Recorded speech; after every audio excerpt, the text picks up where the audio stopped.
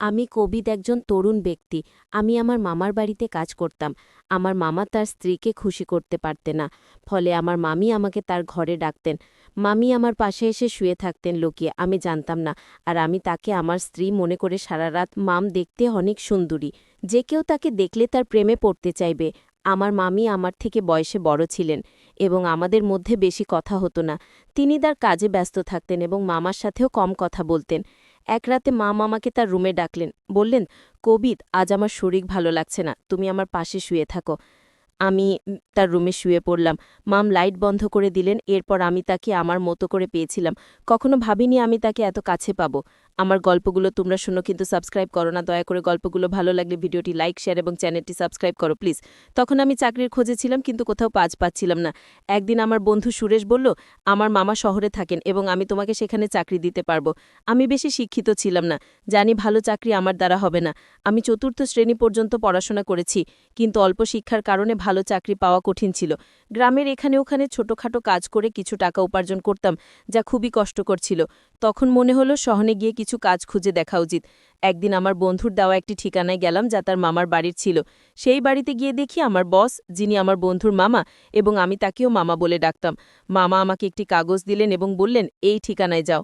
আমি যখন সেই ঠিকানায় গেলাম দেখি সেটা এক ডাক্তারের ঠিকানা। মামা বললেন, তিনি আমার বন্ধু, তিনি তোমার কিছু পরীক্ষা করবেন। যদি পরীক্ষাগুলো ভালো হয় তাহলে তোমাকে চাকরি দেব। মামার কথা শুনে আমি কিছুটা ঘাবড়ে গেলাম, কিন্তু ভাবলাম চেষ্টা করে দেখি। ডাক্তারের কাছে গিয়ে তিনি আমার কিছু পরীক্ষা করলেন এবং কিছুক্ষণ পর রিপোর্ট দিলেন। আমি বাসায় ফিরে মামাকে রিপোর্ট দেখালাম। মামা হাসতে হাসতে বললেন, তুমি দেখতে বেশ সুন্দর, তোমার চেহারাও ঠিক আছে, তোমার কাজ নিশ্চিত হয়েছে। এত সহজে কাজ পেয়ে আমি অবাক হয়ে গেলাম এবং ভাবতে থাকলাম কিভাবে এত সহজেই সুযোগ পেলাম। প্রতিবেদনটি ইংরেজিতে লেখা ছিল এবং চতুর্থ শ্রেণী পাশ একজন ব্যক্তির পক্ষে এটি বোঝা সহজ ছিল না। যখন বাড়িতে এসে আমার স্ত্রীকে দেখালাম, তিনি বললেন, তুমি অযথা চিন্তা করছো। এই ধনী লোকেরা আমাদের মতো গরিবদের পরীক্ষা করিয়ে নিশ্চিত হতে চায় যে আমরা কোনো বড় রোগে আক্রান্ত আছি কিনা। তারা মনে করে চাকরদের মাধ্যমে রোগ ছড়াতে পারে।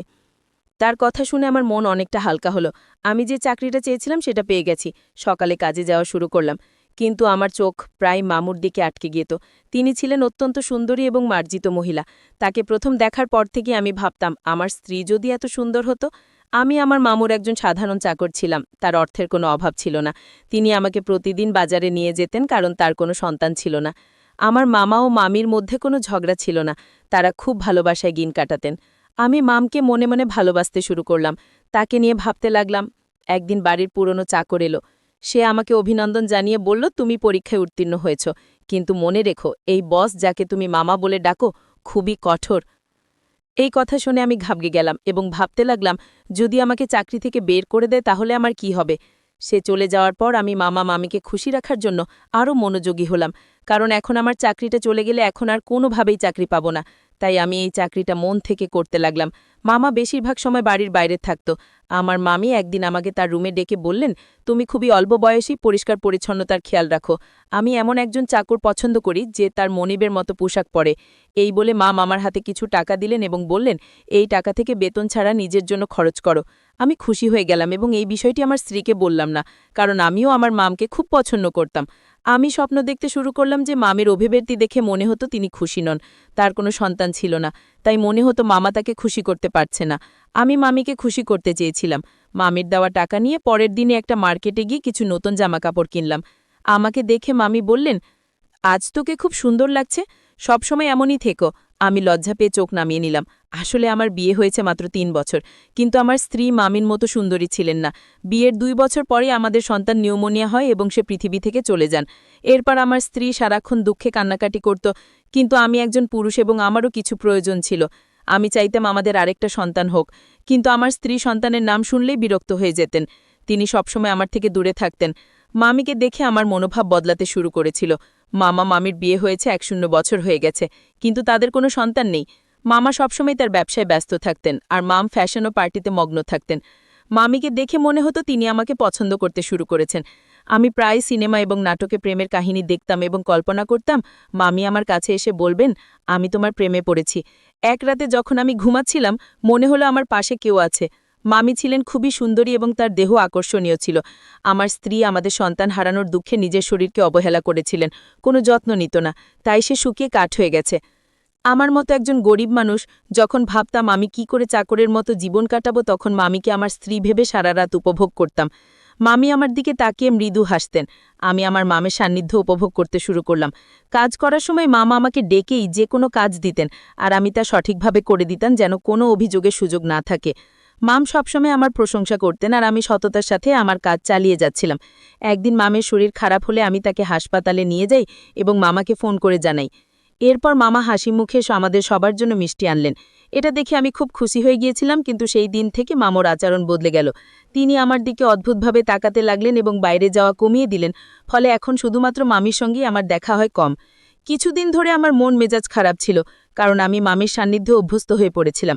আমার মনে হয়েছিল আমি হয়তো মামির প্রতি আসক্ত হয়ে পড়েছি। তবে আমার কাজ চালিয়ে যেতে লাগলাম। সময় চলে গেল এবং অবশেষে সেই দিন এলো যখন মাম একটি সন্তানের জন্ম দিতে চলেছিলেন। কিন্তু মামা আর আগের মতো খুশি ছিলেন না। তিনি সবসময় চিন্তিত থাকতেন। আমি ভাবতে লাগলাম মামা কেন খুশি ছিলেন না। আমি যখন বাবা হলাম তখন আনন্দে উঠছিলাম, কিন্তু আমার মামাকে খুব চিন্তিত দেখাচ্ছিল, যেন কোনো বড় বিপর্যয় আসন্ন। এক রাতে মামা আমাকে তার রুমে ডেকে বললেন, এই ব্যাগ নাও। যদি আজ রাতে আমার স্ত্রী সন্তান জন্ম দেয় তবে এই ব্যাগটি ব্যবহার করো এবং শিশুটিকে গোপনে সরিয়ে ফেলো। আমি কখনো মামার কোনো নির্দেশ নিয়ে প্রশ্ন করিনি, তাই সেদিনও কিছু বললাম না। কিন্তু আমার মন খুব অস্থির ছিল। বারবার ভাবছিলাম কেন মামা তার সন্তানের জীবন নিতে চাইছেন। রাত গভীর হলে মাম ঘুমিয়ে পড়লেন, তাই আমি গোপনে তার রুমে গেলাম। মাম তখন চোখ বন্ধ করেছিলেন। আমি মনোযোগ দিয়ে তার দিকে তাকালাম। মামোর মুখে সেই চিপচেনা সৌন্দর্য দেখে আমি মুগ্ধ হলাম, কিন্তু আমার অবস্থান মনে করে মামার কথা মেনে নিলাম। মামার নির্দেশ অনুযায়ী কাজ করার জন্য তিনি আমাকে টাকা দিতেন। আমি গোপনে মামার দেওয়া ব্যাগটি তুললাম আর শিশুটিকে ঢুকাতে শুরু করলাম। তখন মাম হঠাৎ আমার দিকে তাকিয়ে হাসলেন। আমি শিশুটিকে লুকিয়ে রাখছিলাম এবং মাম আমাকে দেখে বললেন, তুমি কি সত্যিই শিশুটিকে হত্যা করতে চাও? মাম আমাকে জিজ্ঞাসা করলেন, তুমি কি তোমার মামার নির্দেশে এসব করছো? আমি চমকে উঠলাম এবং বললাম, তুমি এটা কি বলছো? মামি বললেন, তোমার চাচা এই শিশুটিকে মেরে ফেলতে চায়, কারণ সে ভয় পায় যে এই শিশুটি তার নয়। তার কথা শুনে আমি স্তব্ধ হয়ে গেলাম। আমি অবাক হয়ে ভাবতে লাগলাম, এত কিছুর পরে এটা কিভাবে সম্ভব? মাম বললেন, তোমার মামা সন্দেহ করছে যে এই শিশুটি তার নয়, তাই সেই কাজটি করতে বলেছে। সেই শিশুটির বাবা নয়, তুমি এর বাবা। এই কথা শুনে তাকে বললাম, তবে তুমি কেন বলছো আমি এই শিশুটির বাবা? আমি এই কথা শুনে স্তব্ধ হয়ে গেলাম। আমি বললাম, আপনি কি চান আমি এই শিশুটিকে বাঁচিয়ে রাখি? মামি হাসলেন এবং বললেন, এই শিশুটিকে জঙ্গলে ফেলে দিও না, কারণ এই শিশুটির বাবা তুমি। আমি আরও বিভ্রান্ত হয়ে গেলাম, কারণ মাম বলছিলেন তিনি কখনো আমাকে স্পর্শ করেননি। তার কথাগুলো শুনে আমার মনে হলো যেন আমি স্বপ্ন দেখছি। আমি সোফায় বসে ভাবতে লাগলাম, এত সুন্দর একজন মহিলার সাথে, যাকে আমি মামি বলে ডাকি, এমন কিছু ঘটেছে কি? আমি মামকে জিজ্ঞাসা করলাম, আপনি এত সুন্দরী, কিন্তু কেন এমন করলেন? মাম বললেন, আমি খুব সুন্দরী, কিন্তু আমার পরিবার খুব গরিব ছিল, তাই আমি তোমার মামার সাথে দেখা করতে এসেছিলাম।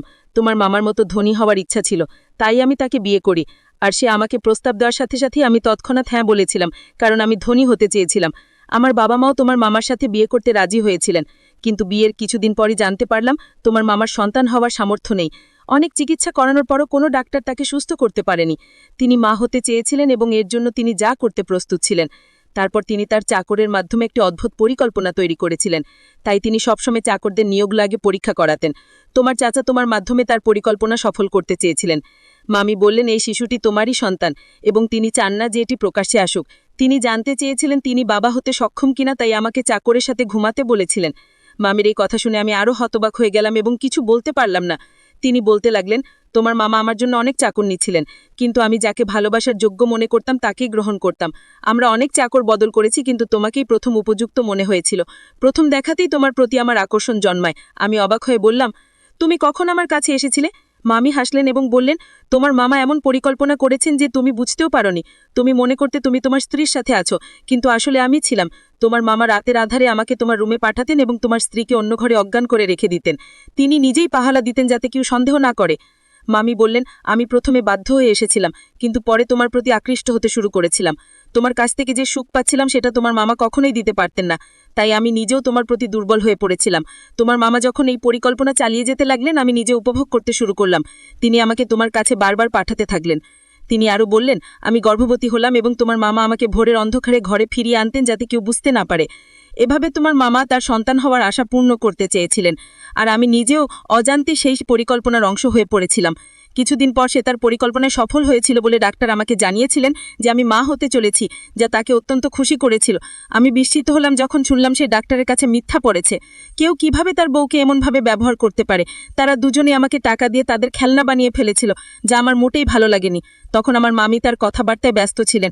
আমি তখন বুঝতে পারিনি যে আমি কি ভাবছিলাম। তবে মা আমাকে বলেছিলেন, তোমার মামার পরিকল্পনা ব্যর্থ হয়েছে যখন তার একটি মেয়ে হয়েছিল, কিন্তু সে একজন উত্তরাধিকারী চেয়েছিল। সে তার বন্ধুকে নিয়ে অন্য দেশে পালিয়ে যায় আর আমাকে বলে, এখন আমার কোনো সম্পত্তি নেই, আমার সব ব্যবসা শেষ, সেই শিশুটিকে আর সে চায় না। আমি বলেছিলাম, আমি তোমার বউ দাসী নই যাতে তোমার ইচ্ছে মতো চলি। আগে তুমি আমাকে একটা চাকরের সাথে ঘুমাতে বাধ্য করেছিলে, যাতে সবাই জানতে না পারে তুমি বাবা হতে পারো না। আর এখন বলছো এই সন্তানের দরকার নেই। মনে রেখো, আমি তোমাকে তালাক দেব, কিন্তু শিশুটিকে মারতে দেব না।